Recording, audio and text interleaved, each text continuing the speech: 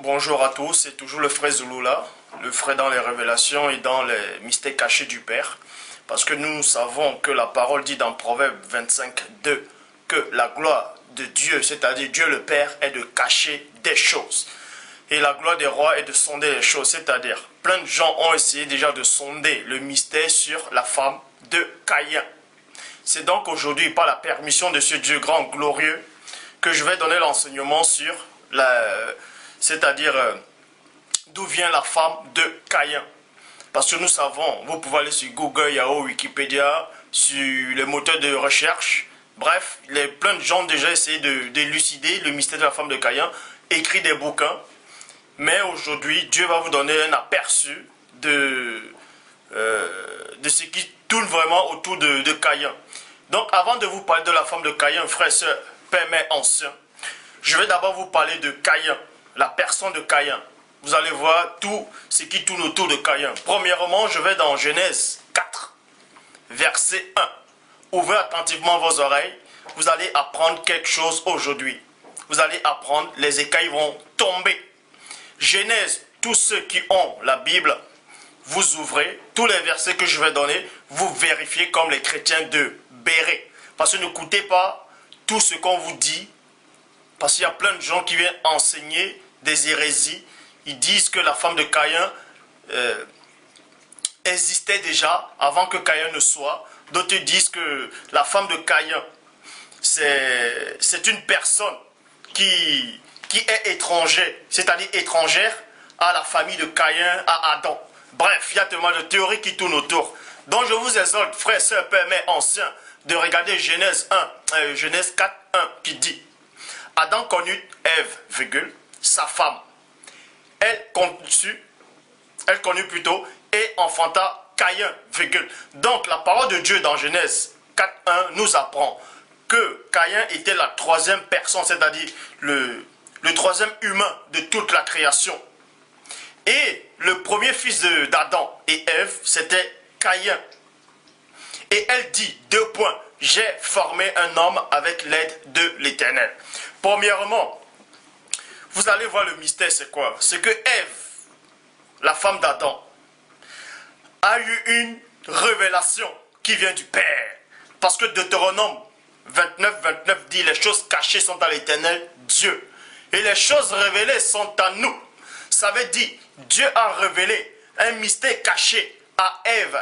Pourquoi? C'est pour ça que Ève dit, car, vous voyez, dit, j'ai formé un homme avec l'aide de l'Éternel. Comment elle savait qu'elle a formé un homme avec l'aide de l'Éternel? Comment elle savait que c'était avec l'aide de l'Éternel? Et comment elle savait que dans son ventre, l'homme peut être formé?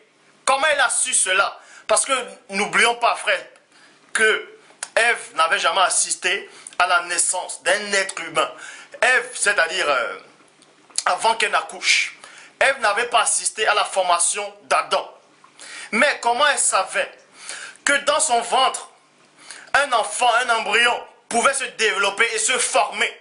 C'est parce qu'elle avait eu cette révélation spirituelle venant du Père. Parce que la parole dit, excusez-moi, dans Jean 3, 11, nous disons ce que nous savons et on rend témoignage de ce qu'on a vu. Donc, Ève a dit ce qu'elle savait, elle a rendu témoignage de ce qu'elle a vu. Elle a vu que Dieu l'a aidé à former Caïn dans le ventre. C'est pour ça, quand vous lisez dans Job, chapitre 10, verset 8, dit ceci. Tes mains m'ont formé, vous voyez. Donc, dans Job, tes mains m'ont formé, elles m'ont créé et elles m'ont fait tout entier. Parce que c'est Dieu qui forme l'enfant dans le ventre de la main, de la maman. C'est Dieu seul qui forme, qui crée. Et Ève a su cela. Donc le mystère sur Caïn a déjà commencé. À travers la bouche, à travers la révélation que Ève, la mère de tout humain, a reçue. Venant du divin Père. Dans Genèse 4, 2, dit ceci. Elle enfanta encore Abel, point. Abel fut le berger. Abel fut berger, virgule. Donc, Abel aussi, vous allez comprendre que c'était une représentation symbolique de Yehoshua, Hamashia. Parce que la parole dit, dans Jean 10, 11, c'est Christ qui dit, je suis le bon berger, point. Donc Abel était berger et Christ est le bon berger. Donc Caïn, comme je dis tout à l'heure, Abel c'était l'ombre et Christ devait apparaître. Et Caïn fut laboureur. Caïn fut laboureur.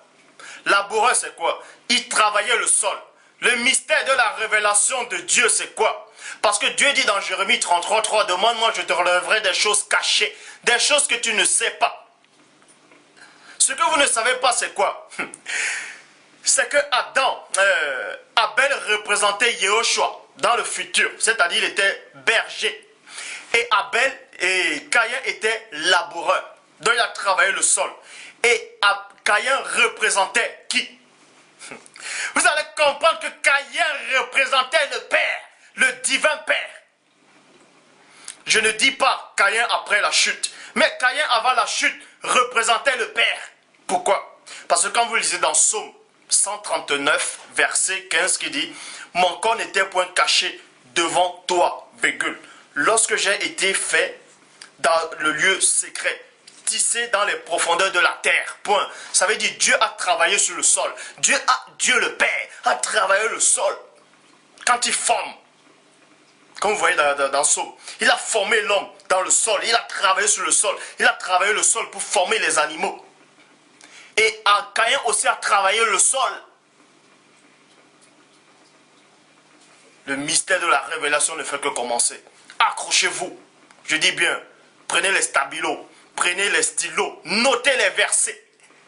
Les écailles vont tomber sur le mystère de Caïn et sa femme. Genèse 4, 3 dit.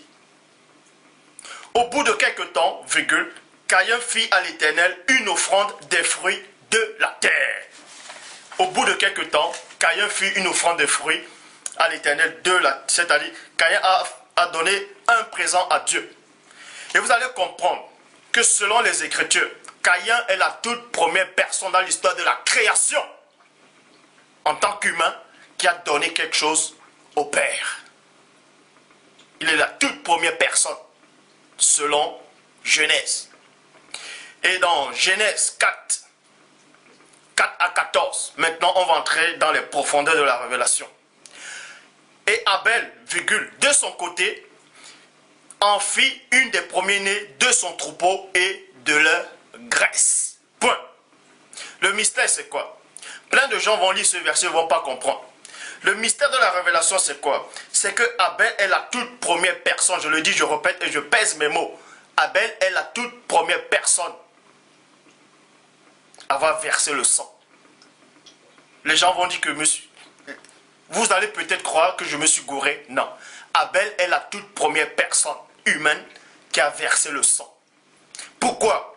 Parce que dans Genèse 4, 4 à 14, et Abel, virgule, de son côté, en fit une des premiers-nés de son troupeau et de la graisse. C'est-à-dire qu'Abel a donné l'un des premiers-nés de son troupeau, c'est-à-dire un animal, à Dieu.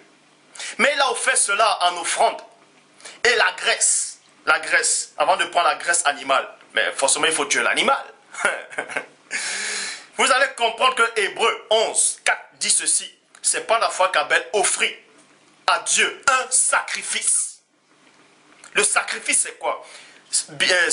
Bibliquement, il existe plusieurs sortes de sacrifices. On peut se sacrifier, c'est-à-dire on peut faire un sacrifice de ne pas se marier, de se priver d'une femme et de se consacrer qu'à Dieu. Ça, c'est aussi un sacrifice.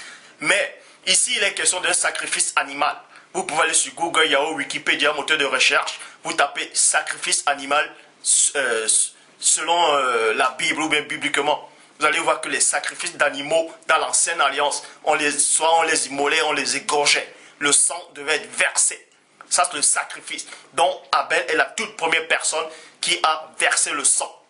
Mais c'était selon Dieu, parce qu'il offrait cela au Père. C'était l'animal.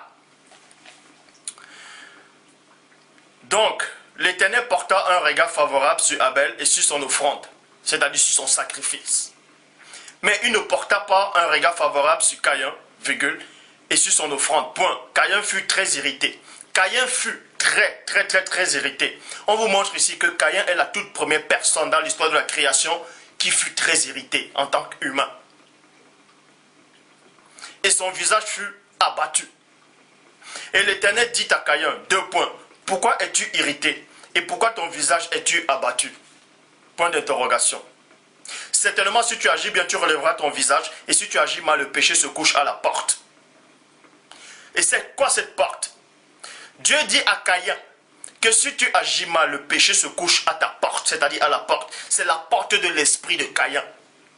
Parce que la parole dit dans Apocalypse 3, 20, voici je me tiens à la porte. Voici je me tiens à la porte et je frappe. Si quelqu'un entend ma voix, ouvre la porte, j'entrerai chez lui. J'entrerai chez lui. Et ses désirs se portent vers toi, mais toi domine sur lui.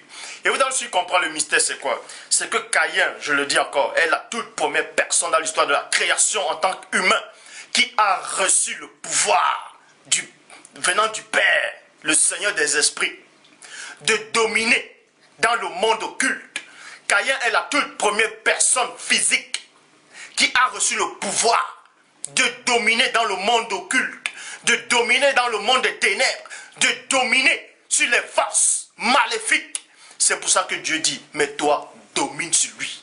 N'oublions pas que le père de Caïn, c'est-à-dire Adam, avait reçu le pouvoir de dominer dans le plan physique, sur les animaux, le bétail, sur toute la terre, dans le plan physique. Mais Caïn a reçu le pouvoir de dominer dans l'ombre, dans le monde occulte, c'est-à-dire sur le péché. Et le péché représente le diable. Vous voyez? Donc Caïn a mangé de la nourriture solide. Le mystère qui tourne autour de Caïn est mystérieux.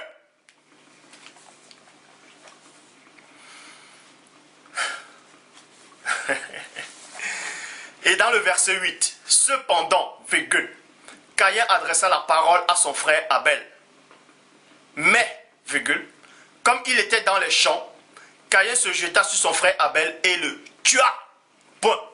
Donc Dieu donne le pouvoir à Caïn en disant, domine sur lui. Donc Dieu le permet de dominer sur Satan, de dominer sur le mal, de dominer sur le péché, de dominer sur la tête du monde occulte.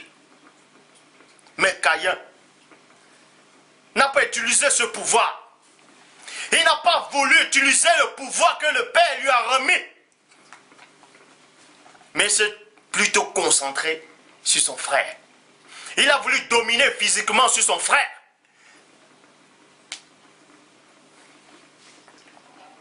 Et pourtant, quand vous lisez dans Luc 10, 17, vous voyez que les 70 revinrent avec joie, disant, Seigneur, les démons même, nous sommes soumis à ton nom. Les apôtres, vous allez voir que les apôtres, eux, ils étaient contents d'avoir reçu le pouvoir. Ils ont dominé sur les démons au nom puissant de Yehoshua. Et eux, ils étaient contents. Mais Caïn a reçu le pouvoir de dominer.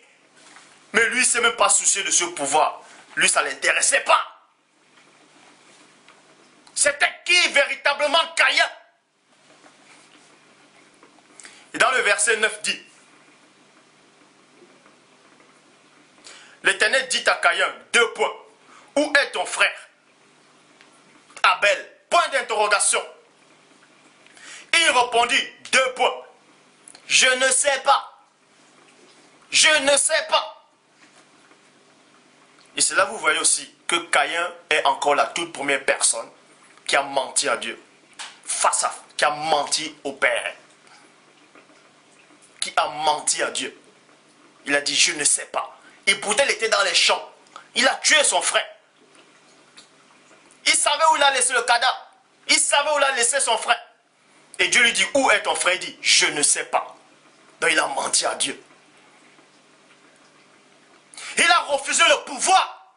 Et il vient mentir à Dieu. Qui était véritablement Caïn? Suis-je le gardien de mon frère? Point d'interrogation. Et le mystère, c'est quoi? J'ai dit le mystère qui tourne autour de Caïn est mystérieux. Pourquoi? Caïn est encore la toute première personne dans l'histoire de la création à avoir posé une question à Dieu. Il a posé une question à Dieu. Adam n'a pas posé une question à Dieu. Ce verset-là, je ne l'ai pas vu. Ève n'a pas posé une question à Dieu. Ce verset, je ne l'ai pas vu. Mais Caïn a posé une question au Père. Il dit, suis-je le gardien de mon frère? Point d'interrogation. Il pose la question au Père. Il dit, suis-je son gardien? Il vient de tuer son frère. Il ment au Père. Il pose une question au Père. Parce que Caïn avait mangé une nourriture solide. Mais cette nourriture solide était très dangereuse. La nature de Caïn différait spirituellement avec la nature de son père Adam. Spirituellement. Quoique Caïn venait d'Adam. Bon. Et Dieu dit, 2 points. Qu'as-tu fait? Point d'interrogation. Mais Dieu, sur son trône, dans sa toute divine puissance, devant la main céleste, où Yoshua Hamasha était, Dieu dit, mais qu'as-tu fait? Qu'as-tu fait? Adam a péché au jardin d'Éden. Ève a péché. Il s'est passé quelque chose dans le plan spirituel. Mais ce que Caïn a fait était à part. C'est pour ça que Dieu lui dit, mais qu'as-tu fait? Dieu lui pose cette question, mais qu'as-tu fait? Parce qu'il y a quelque chose qui s'est produit. Quelque chose qui n'était jamais arrivé auparavant. Ce qui était arrivé auparavant, c'était la désobéissance. La toute première créature qui a péché, c'était Satan. Parce qu'il dit d'Ésaïe 14, 14, il serait semblable au Très-Haut. Parce que Dieu dit dans les autres 20, tu ne convoiteras point. Donc il a désobéi. Adam, Ève ont désobéi. Mais Caïn a fait pire. Toutefois, il ne dit pas que Caïn a fait pire que Satan. Mais Caïn a fait pire que son papa et sa maman. C'est pour ça que Dieu dit, mais qu'as-tu fait? Parce qu'il se passait quelque chose dans le plan spirituel. Et Caïn ne regrettait même pas.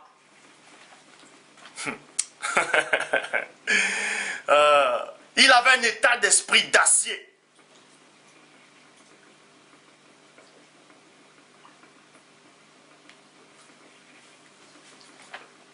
Qu'as-tu fait? La voix du sang de ton frère crie de la terre jusqu'à moi.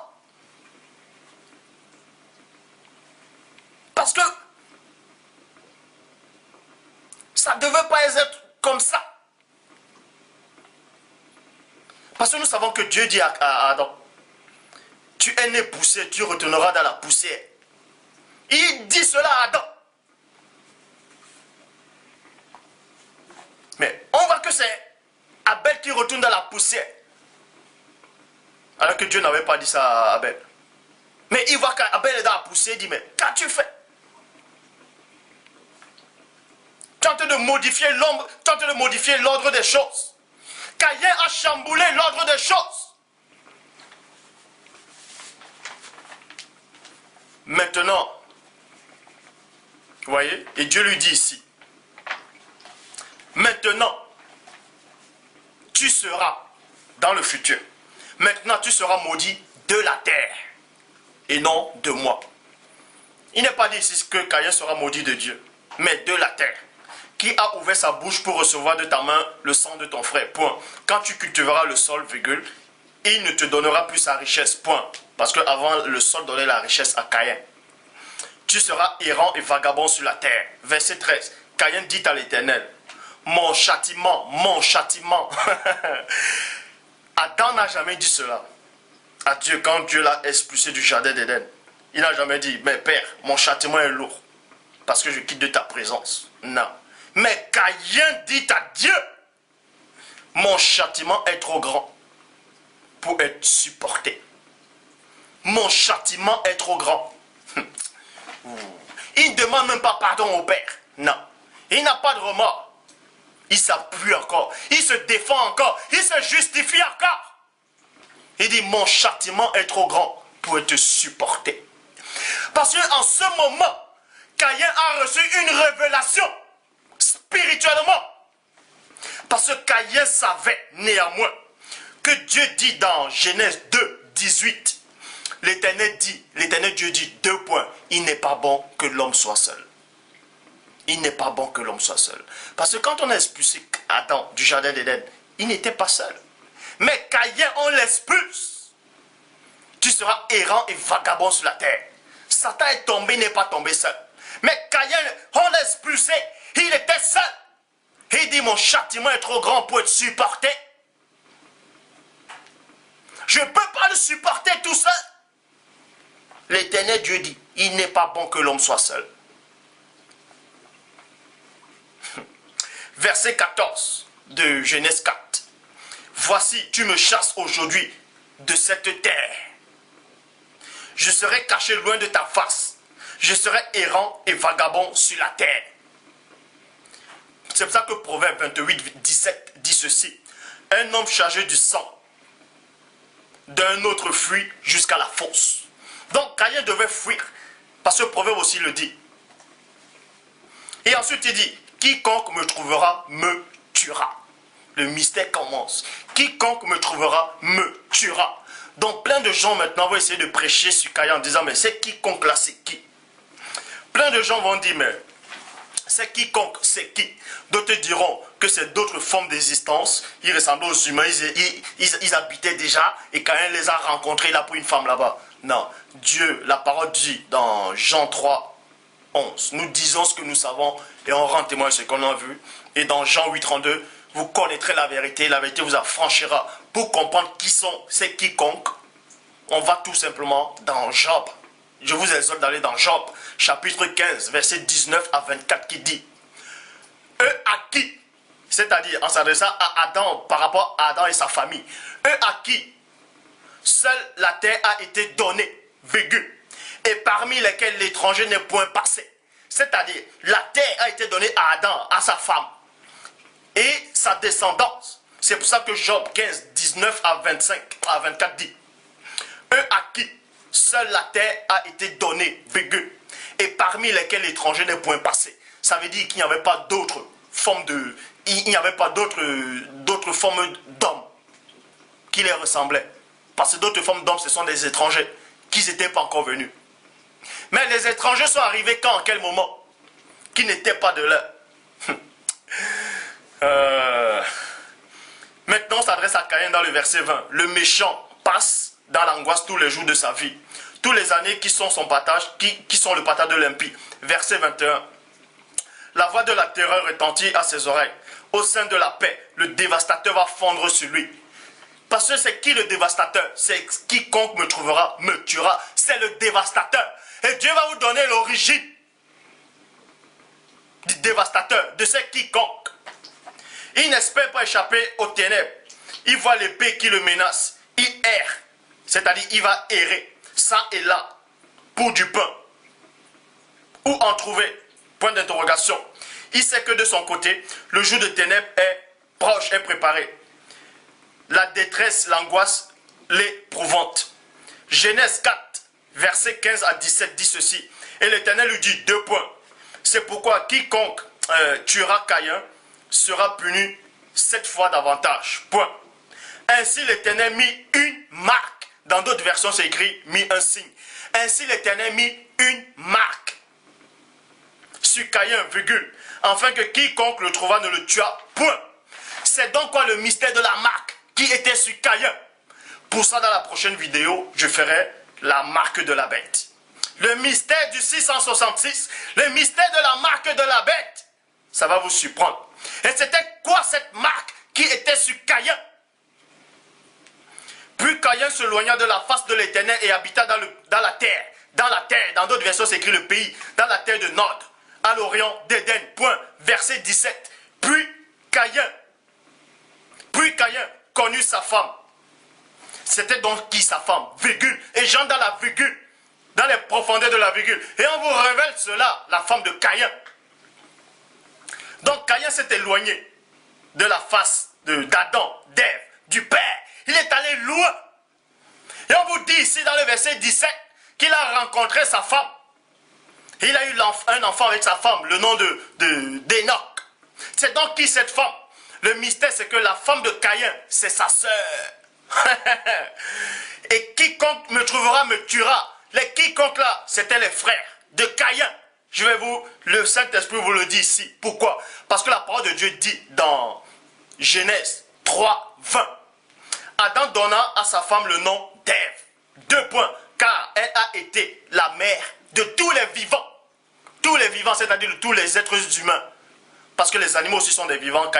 C'est pas Ève qui les a couchés. Donc, Ève fut la mère de tous les vivants. Tous les vivants, c'est tous les humains. Ça veut dire la femme de Caïn, c'était une fille d'Ève. Quiconque trouvera Caïn le tuera, c'était les enfants d'Ève. Dieu vous donne la révélation. Parce que le même Dieu dit dans Actes des Apôtres 17, 26. Il a fait que tous les hommes sortis d'un seul sang. Un seul sang. Le premier sang, c'est Adam. Donc, Ève fut la mère de tous les vivants. Le mystère de la femme de Caïn a été résolu. La femme de Caïn, c'était qui? C'était sa sœur. Parce que quand les gens lisent la Genèse, ils ne comprennent pas. Il y a un mystère qui tourne autour de la Genèse. D'autres vont lire, vont dire, vous voyez, Caïn est parti tout seul. Caïn est parti tout seul. Caïn connaissait sa femme. C'était sa sœur. Abraham aussi s'est marié avec sa sœur. Sarah, c'était sa sœur. Fille de son père. Donc, si on vous dit maintenant d'où vient la femme de Caïn, vous répondez, c'est sa sœur. Parce que Genèse 3:20 dit, Ève a été la mère. Donc, ça, elle a été, ça veut dire quoi? Donc, de Genèse à Apocalypse. C'est-à-dire, on clôture la Bible, on sort, on clôture, on va à la fin des temps, on dit, vous voyez, tous les habitants qui existaient, c'était Ève qui était les mères. Celui qui va venir vous dire le contraire est contre la parole du Père. Ève a été la mère. Elle a été la mère de tout. Je dis bien, de tout, sans exception, de tous les vivants. Ces vivants-là, c'est qui? Ce sont les êtres humains. Ce sont les êtres humains qui ont la chair et l'os. Et la femme de Caïn, c'est inhumaine, elle a la chair et l'os, donc c'était sa sœur. C'était une fille d'Ève. Et quiconque me trouvera, me tuera. C'était aussi les frères de Caïn. C'était ses frères. Parce que Caïn n'avait pas encore accouché. C'est pour ça qu'il a dit, quiconque me trouvera, me tuera. Les quiconque là, c'est toujours des humains. Et c'est Ève qui fut la mère de tous les humains. Donc dans la prochaine vidéo, je ferai sur la marque de la bête. Croyez-moi, ça va vous surprendre. Le mystère de la marque de la bête. D'autres disent que c'est un code barre. D'autres disent que ce sont les tampons. Ce sont les cartes magnétiques. Mais Dieu va vous révéler des choses cachées. Les profondeurs de la parole, de la révélation. Que le Père soit glorifié.